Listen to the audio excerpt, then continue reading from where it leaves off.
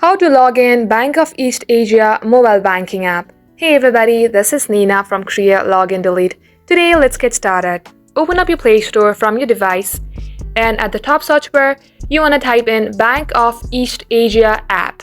Once done, you will see this BEA application. Now go ahead and install this in your device. Once done, tap open it. Once you see this screen in your device, tap on Login at the middle section. Likewise, enter your login account number or also your username. And at the next box, enter your cyber banking PIN. If you would like to use iToken PIN, then tap on Login with iToken PIN. If you have forgotten your PIN, then go on Forgot PIN and get help to reset your device. And just like so, this is how you will be able to get logged in to your account. That's the end of today's tutorial. Thank you for watching and do like and subscribe to our channel for more helpful tutorials like this.